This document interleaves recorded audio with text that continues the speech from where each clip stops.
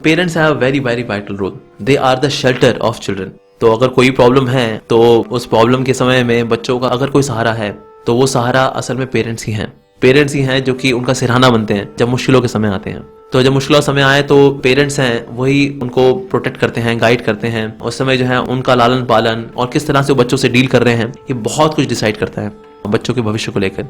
तो पेरेंट क्या क्या जिम्मेदारी होनी चाहिए, तो इसको भी हम बड़ी आसानी से समझ सकते हैं। Parent, PARENT। So P for protection. तो पेरेंट्स की एक जिम्मेदारी है प्रोटेक्ट करना बच्चों को फ्रॉम बैड एसोसिएशन। तो बच्चे किन से मिल रहे हैं, उनका फ्रेंड सर्कल कैसा है, वो क्या चीज़ देखते हैं, उनकी चॉइसेस क्या क्या हैं, इसके ऊपर जो है पेरेंट्स को हमेशा ध्यान रखना चाहिए और बच्चों को प्रोटेक्ट करना चाहिए फ्रॉम बैड एसोसिएशन। बच्चों को बैड एसोसिएशन से प्रोटेक्ट नहीं करेंगे तो यही बैड एसोसिएशन है जो कि उनको पेरेंट्स से भी अलग कर देती है बाद में। क्योंकि जब कभी कठिनाई का समय आता है उस वक्त जो भी बच्चे को कंधा देगा सर रखने के लिए तो बच्चे उसी के हो जाएंगे। तो आजकल पेरेंट्स हैं अपने, उनके पास बच्चों के लिए समय नहीं है, तो बच्चे जब बैड एसोसिएशन में जाते हैं तो अक्सर पेरेंट्स नोटिस भी नहीं कर पाते। तो बच्चे फिर बैड एसोसिएशन में पूरी तरह से एक गलत दिशा में बहुत ही आगे निकल जाते हैं और फिर पेरेंट्स सोचते रहते हैं कि हमारे बच्चे हमारा कहना नहीं सुनते, हमारे बच्चे हमारी बात नहीं मानते। पर फैक्चुअली हम कभी उन्हें समय दे नहीं पाए, कभी उन्हें अपना कंधा नहीं दे पाए कि दुख के समय में वो अपना सर माता पिता के कंधे में रख सके। सो P for protection, protection from bad association. A for affection, स्नेह। माता पिता अगर स्नेह नहीं देंगे बच्चों को तो वो बच्चे क्या है, रूखे हो जाते हैं माता पिता की ओर। क्योंकि अगर हम कोई भी संबंध है उसमें अगर इन्वेस्टमेंट नहीं करेंगे तो हम कभी विड्रॉल नहीं कर सकते उसमें से। अगर किसी बैंक अकाउंट में अगर हम इन्वेस्टमेंट नहीं करें हम लोग विड्रॉ नहीं कर सकते। उसी तरह से माता पिता को भी चाहिए कि स्नेह की इन्वेस्टमेंट करें अपने और बच्चों के संबंधों में। तो जब ऐसा करेंगे तो बच्चों में एक स्वाभाविक रूप से अपने माता पिता के प्रति रिगार्ड्स आएंगे, रिस्पेक्ट आएगी। तो इस तरह से वो पेरेंट्स के साथ जुड़े रहेंगे और पेरेंट्स के जो सुझाव हैं उनके साथ भी जुड़े रहेंगे। तो ये बहुत जरूरी है। A for affection. R for role models.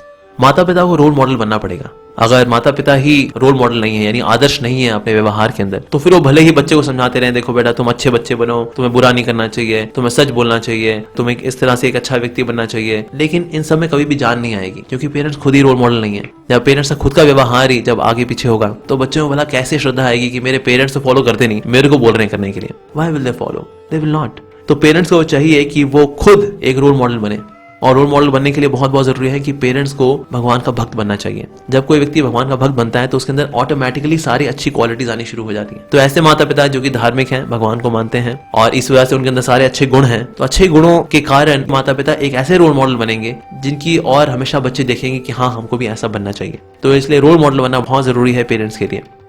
E for empathy with the situation of children. तो बच्चे जो है उनकी एक अपनी कंडीशनिंग है, एक उनका एक अपना स्वभाव है, उनकी अपनी चॉइसेस हैं लाइफ में लेकर। तो एम्पैथाइज करना यानी कि खुद को उनके शूज में रखना और फिर समझना कि बच्चा वास्तव में किस परिस्थिति से गुजर रहा है। तो हम ज्यादा समझ पाएंगे अपने बच्चों को, माता पिता ज्यादा अच्छे से समझ सकेंगे बच्चों को कि किस तरह से उनका ध्यान रखना चाहिए। ऐसे कुछ बच्चे हैं वो शॉर्ट टेम्पर्ड होते हैं या कुछ बच्चे होते हैं उनके अंदर किसी तरह की मेंटल इनएबिलिटीज होती हैं। तो इन चीजों को समझना कि बच्चा खुद उस जगह पे रहते हुए किन संघर्षों से गुजर रहा है बहुत जरूरी है। कभी कभी पेरेंट्स क्या करते हैं, अपनी एम्बिशंस को थोप देते हैं बच्चों के ऊपर कि जो हम नहीं कर सके वो हमने बच्चों के थ्रू पूरा करेंगे। लेकिन अगर बच्चे के अंदर अगर वो कैपेबिलिटीज नहीं है, वो कॉम्पिटेंसीज अगर नहीं है तो सर्टनली बच्चा जो है वो दुखी रहेगा और एक दिन वो माता पिता का तिरस्कार करेगा ही करेगा। सो एम्पैथी जो है बहुत ही इंपॉर्टेंट क्वालिटी है जो कि हमें मनुष्य बनाती है। इनफैक्ट एक मनुष्य के अंदर एक ये क्वालिटी होना बहुत बहुत जरूरी है कि वो एम्पैथाइज करे, यानी कि दूसरे व्यक्ति के बारे में सोचे कि दूसरा व्यक्ति किस परिस्थिति से गुजर रहा है। तो पेरेंट्स को एम्पैथाइज करना चाहिए बच्चों के साथ कि बच्चे किस कश्मकश से गुजर रहे हैं।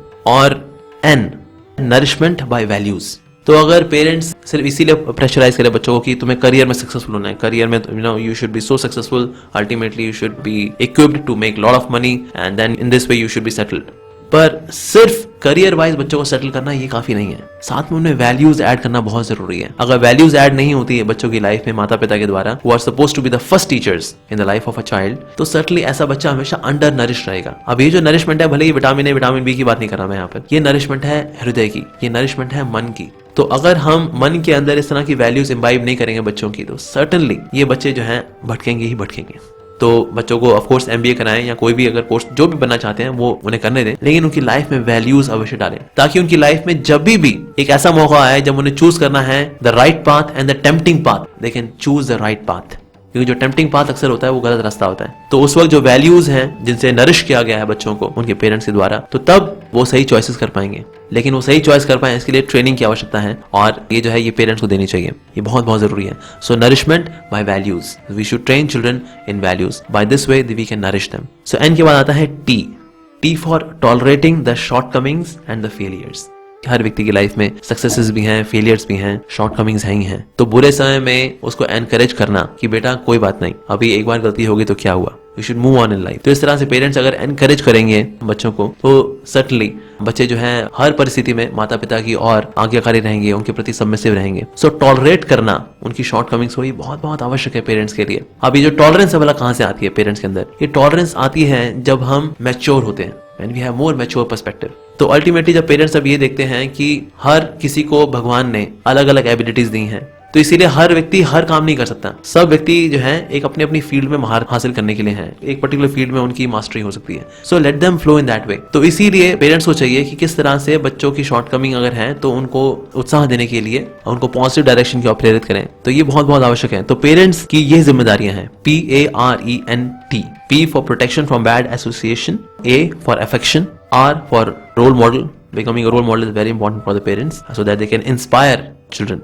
E for empathy with the situation of the child, N for nourishment by values, training children in values, and this is how they can nourish them, and T for tolerating the shortcomings and failures of children. तो जो भी बच्चों की life में shortcomings आए, failures आए, उनको उनका साथ देना उस समय में। तो पेरेंट्स जब इस तरह से साथ देंगे बच्चों का, तो बच्चों के अंदर रिस्पेक्ट आएगी अपने पेरेंट्स को लेकर, जो कि आज बहुत कम हो रही है। अभी हमने लास्ट ईयर हमने गीता सार कॉन्टेस्ट ऑर्गेनाइज किया था। सो मैं एक स्कूल में गया था, तो वहां पर एक बच्चा था जिसको कि प्रिंसिपल बोल रही थी, देखिए आपका बच्चा जो है कंप्यूटर लैब में पोर्नोग्राफी देखता हुआ पकड़ा गया है और ये गालियां भी देता है टीचर्स को। तो जैसे ही फादर ने सुना तो फादर ने वहीं पे जो है उसको मारना शुरू कर दिया।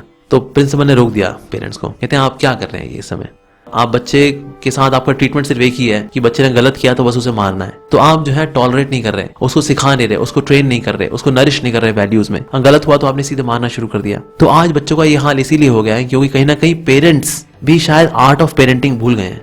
क्या वो कहीं ना कहीं इतने बिजी हो गए हैं कि उनको लगता है कि सिर्फ चीजें अगर हम प्रोवाइड कर दें बच्चों को तो बच्चे खुश रहेंगे, और यही अब हमारी जिम्मेदारी जो है बीइंग अ पेरेंट्स बस यही है कि हम अच्छी से अच्छी सुविधा दे दें बस बच्चों को। लेकिन सिर्फ अच्छी सुविधा देने से भला क्या होगा? तो पेरेंट्स को चाहिए कि स्पिरिचुअल वैल्यूज ऐड करें बच्चों के अंदर। प्रहलाद महाराज बोलते हैं श्रीमद् भागवतम में कि कौमारम आचरित प्रज्ञा। कौमारम अर्थात युवा अवस्था से ही बच्चों को भगवान की भक्ति की ओर प्रेरित करना चाहिए पेरेंट्स को। तो आज पेरेंट्स को चाहिए कि भगवान की ओर जोड़े, बच्चों को जो है डिवोटेल करें ताकि उनके चरित्र का निर्माण हो। अगर चरित्र का निर्माण नहीं होगा तो सर्टनली जो भी उनकी लाइफ में आएगा उसका मिसयूज होगा। जब मिसयूज होगा तो it's a total failure in life. तो इसलिए पेरेंट्स की बहुत बड़ी जिम्मेदारी है। सबसे पहले गुरु जो है वो पेरेंट्स ही होते हैं, माता पिता ही होते हैं। तो अगर वो अपनी जिम्मेदारी अच्छे से निभाएंगे तो बाकी का सफर जो है बच्चे का बड़ा अच्छा रहेगा। तो इस तरह से पेरेंट्स हैं, उनका बड़ा ही इंपॉर्टेंट रोल है।